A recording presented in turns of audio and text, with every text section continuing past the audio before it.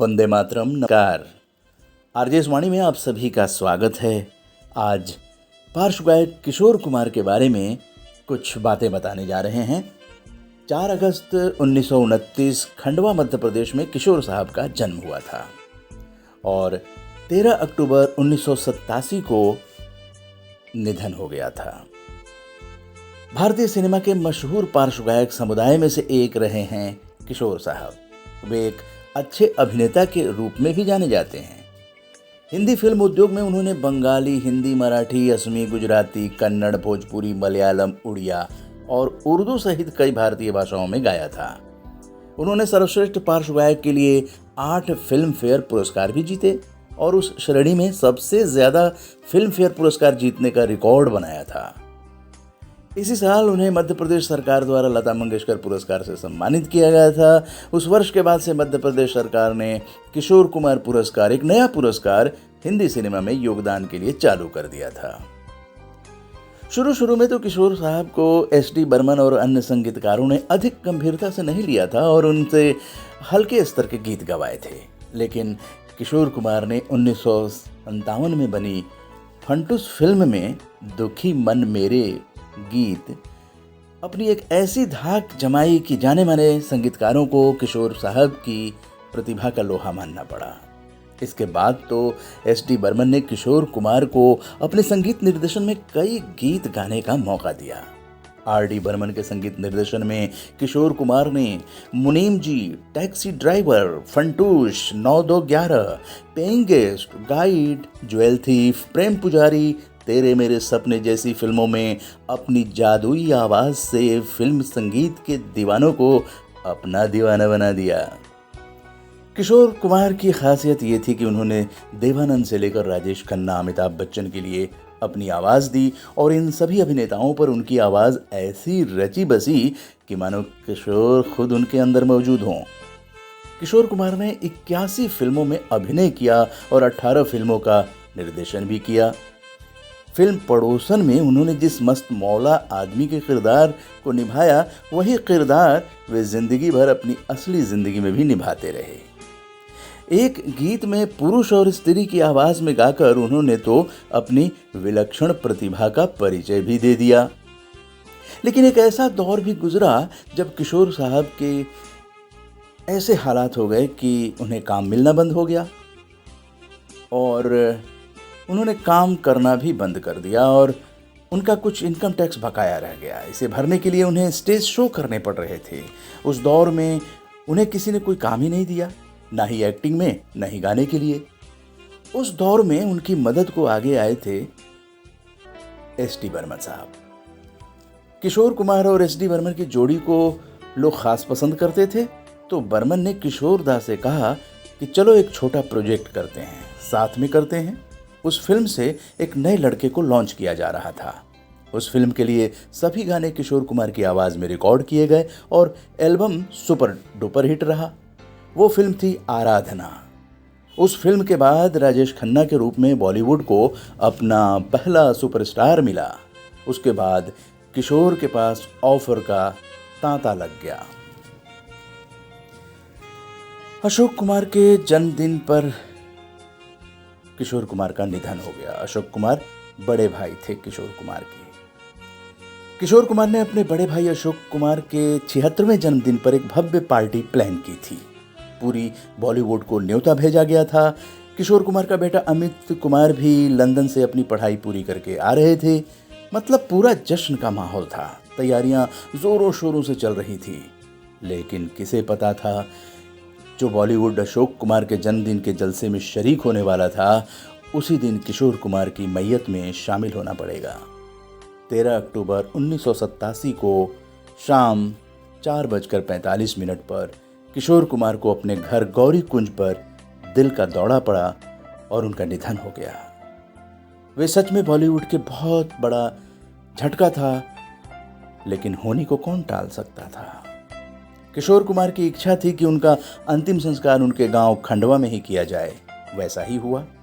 आज मध्य प्रदेश के खंडवा में उनकी समाधि है और राज्य सरकार हर साल किशोर कुमार के नाम पर कला के उत्कृष्ट लोगों को ये सम्मान देती है।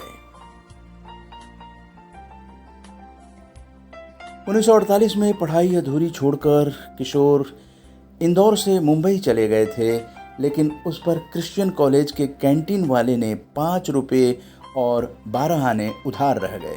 कहा जाता है कि चलती का नाम गाड़ी का मशहूर गीत 5 रुपये या 12 आना का मुखड़ा उधारी की इसी रकम से प्रेरित था।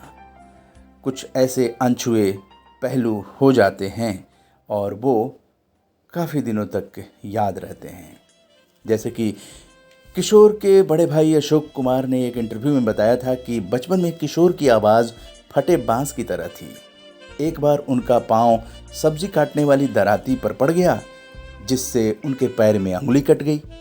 डॉक्टर्स ने उंगली का इलाज तो कर दिया, लेकिन दर्द नहीं गया। वे कई दिनों तक जोर जोर से रोते रहे। इसके चलते किशोरदा का ऐसा रियाज हुआ कि उनकी आवाज़ बदल गई और वो मधुर हो गई। किशोर साहब के बड़े भाई अशोक कुमार दादा मुनि के नाम से जाने जाते थे और वो भी फिल्म इंडस्ट्री के जाने माने अभिनेता रहे। और उनके छोटे भाई भी, यानी 3 भाई फिल्म इंडस्ट्री में अपना मुकाम हासिल कर रहे थे और सभी फिल्म अभिनेता भी थे।